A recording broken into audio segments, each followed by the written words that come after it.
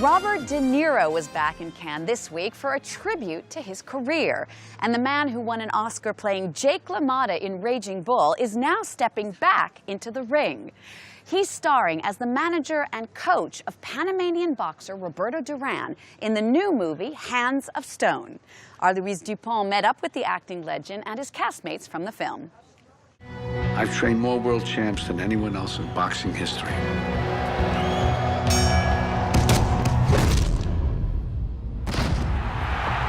In 66 seconds, Roberto Duran changed my life.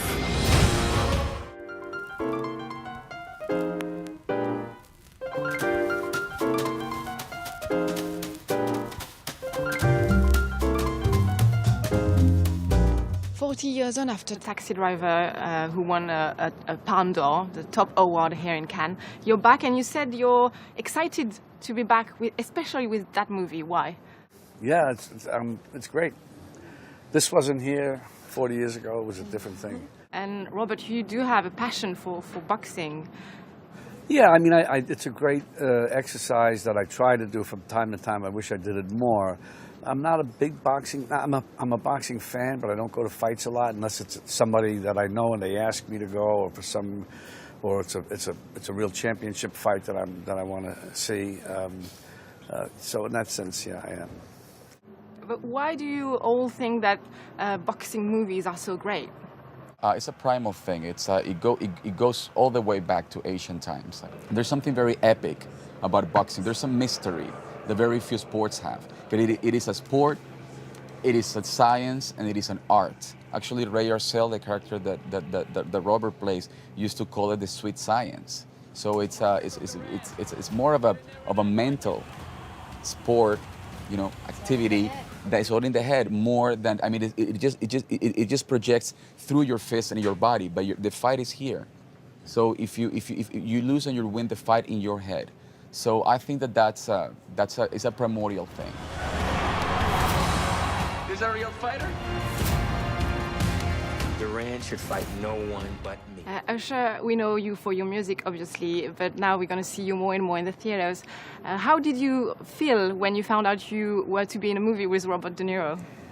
I mean, what a treat to be able to articulate something that, you know, has really, you know, been a classic, legendary fight. I felt honored.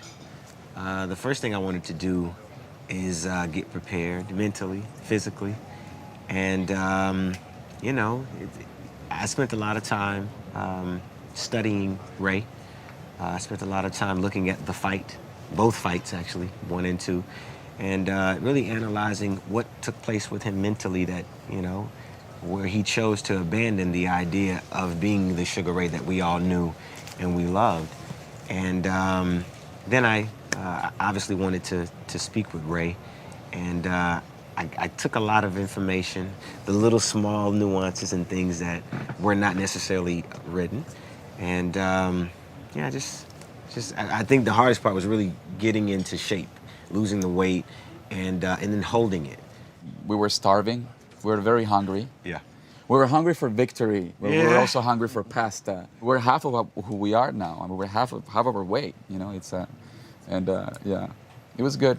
I would come out with trays of food in front of the doors. Yeah, it's like, guys, good morning. It would, yeah. Well, thank you very much. Next now, 2 actors who are part of the new generation of Hollywood stars. Chris Pine has lit up the reboot of the Star Trek franchise with his steely blue eyes and his charming take on Captain Kirk. Ben Foster has tapped into blockbusters as well, starring in X-Men: The Last Stand and the upcoming Warcraft. But together, they left those big-budget pictures behind to play bank-robbing brothers in Hell or High Water. You know, the bank loan just enough to keep your mama poor. Thought they could swipe her land. It's a big bank. It's too big. That's what she said. Now they can foreclose on Friday. So come hell or high water, get the money to the bank on Thursday. And then you are free and clear.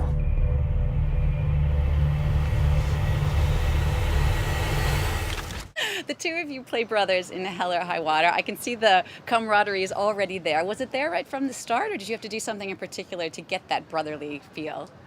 A lot of making out. Tattooed his back. Yeah. With my palm print. It's beautiful. We'd done a film previously. Actually, we did 2 films back to back, so we've spent now quite a bit of time together and sitting, mostly. So it was pretty easy. It was a lot of fun. Jeff Bridges also stars in this movie, and you just have one scene with him, very pivotal one. What was that like? It was great, and he's everything you want him to be. He's super prepared, knew all of his lines the first day of our rehearsal, off book completely, and he's just the dude. How is this film, shooting on a more independent style film, different from these big Hollywood blockbusters that you guys have both done?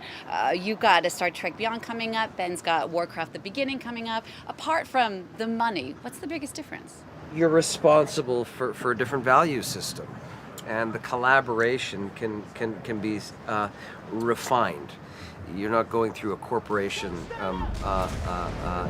You're able to collaborate on the go. Now, I'm sure with Chris, his I don't want to speak for him, but working with Duncan Jones on Warcraft, for example, he comes from an independent spirit. So I think there is crossover. Chris, your fans call you, or are called, Pine Nuts. Ben, do you have a nickname? Your fans have a nickname? I'm just gonna bite my tongue off after hearing that. Foster freezes? But by the way, you're never gonna stop hearing that from me. Ben, your film, The Program, where you played Lance Armstrong, was scheduled to be here in Cannes at the last minute. It wasn't selected. Do you feel at all a bit like this trip to Cannes is a little bit of vengeance on your part for that film not being selected? Absolutely not. It's more in regard to the festival itself. What do you think about the festival atmosphere? Is the choices of films sometimes arbitrary? Or how much attention do you pay to the choice of a film being picked for a festival or not? It goes like this. You get a call and they say, hey, they're having your film. Great. They're not having your film. Not so great. I mean, I was super happy to come here and spend time with Ben and have the film at a prestigious festival, but I don't pay attention really.